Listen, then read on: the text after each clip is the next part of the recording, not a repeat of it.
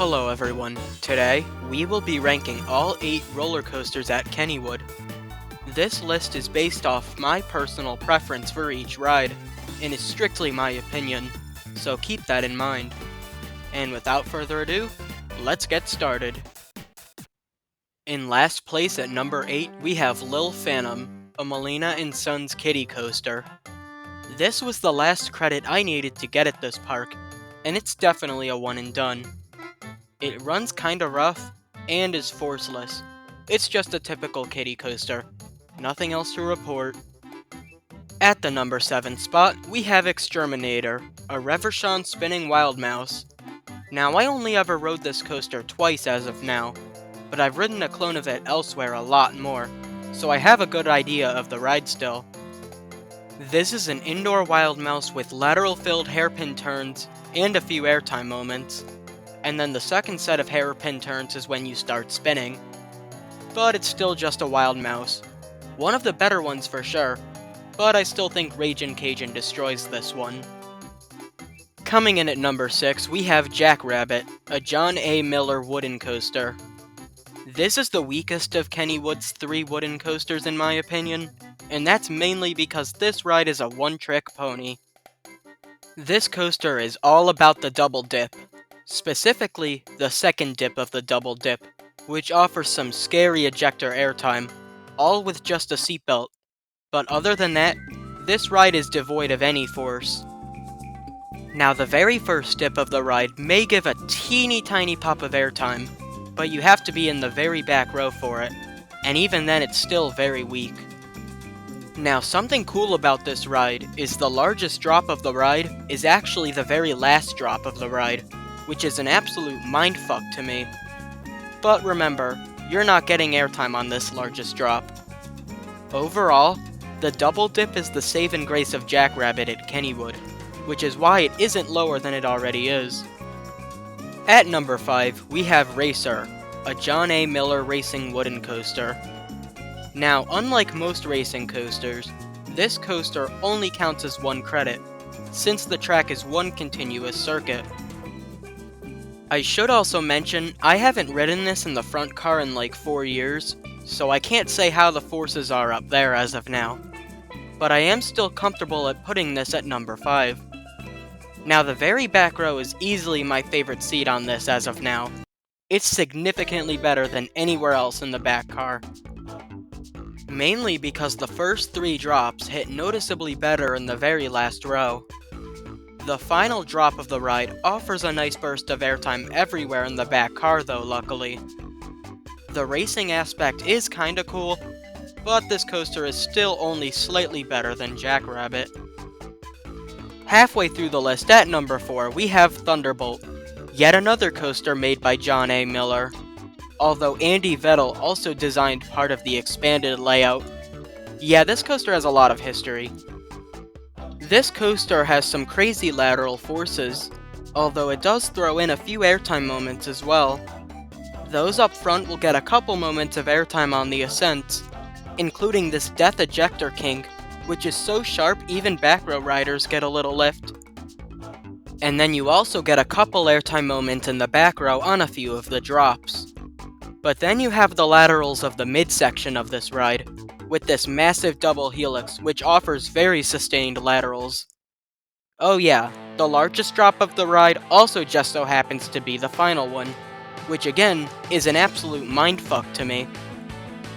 Thunderbolt is definitely the most intense of Kennywood's 3 Woodies overall, but I still think it's only just okay. I wish the 3 Woodies at Kennywood would provide more airtime, especially airtime kinks, as the layouts of the Woodies have some potential. Hitting the final 3, we have Skyrocket, a Premier Rides LSM launch coaster.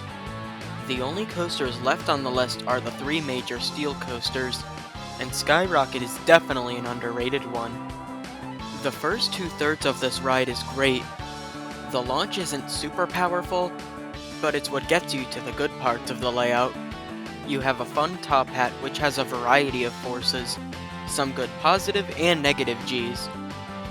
But this top hat in particular has 2 separate airtime moments due to how it's profiled, as well as a trim being there. Up front, The ascent has a distinct ejector pop before you get some distinct floater on the descent. In the back row, the ascent has distinct floater before the descent has a distinct ejector pop. After the top hat, you have an overbank, followed by a crazy 0G roll, which offers some nice negative Gs. You then turn up into the mid-course brake run, which does slow you down a lot, but the resultant drop has yet another great pop of ejector airtime in the back. Even those up front will still get some weak floater. The last good part of the ride is the final inversion, which isn't as crazy as the 0G roll, but it's still floaty and has some nice hang time. Now unfortunately, the ride dies after this. You have some S-bend turns, followed by forceless bunny hills. Even though the last third of this ride sucks, the first 2/3 with the 4 great moments this ride does have is enough to have it earn the number 3 spot in this ranking. All the way up at number 2 we have Steel Curtain, an S&S hyper looping coaster. This coaster offers a variety of forces. For one, you have the world's tallest inversion, which is nearly 200 feet off the ground and offers a little hang time. The first valley of the ride has some strong positive Gs, which causes a guarantee gray out. A few of the valleys and inversions in the first half also have some decent positive Gs. You also have this small hill right here getting a quick pop of airtime. Now if the ride is running extremely slow, a few of the other inversions in the first half will offer hang time, but only when running extremely slow. The second half kicks off with this bunny hill here, which offers some okay floater. You then have a dive loop and 0G stall, which offer some negative Gs and or hang time. The stall in particular is also very snappy. You have 2 step-ups in the second half as well, which offer airtime pops, though it does feel more potent up front. You also have this 0G roll and cutback, with the 0G roll also having a little hang time. I do like the lap bar this ride has, but I despise the seatbelt, as it has no give. But even still, the layout is strong enough to make the number 2 spot on this list. And finally, at number 1, we have Phantom's Revenge, a Morgan and Arrow hypercoaster combo. This coaster is absolute peak.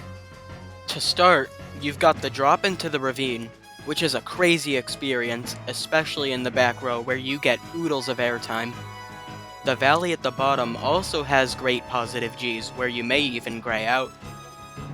You have this overbank turn, before you then step up, getting a quick burst of airtime. And then you have what is essentially a quad down.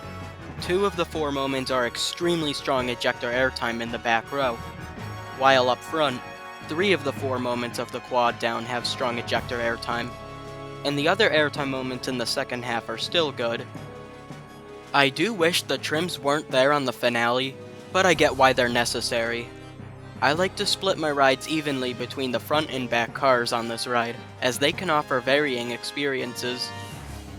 And that right there is my ranking of all 8 roller coasters at Kennywood. How do you rank the roller coasters at Kennywood? Let me know in the comments. I hope you enjoyed the video. Thank you for watching and have a wonderful day.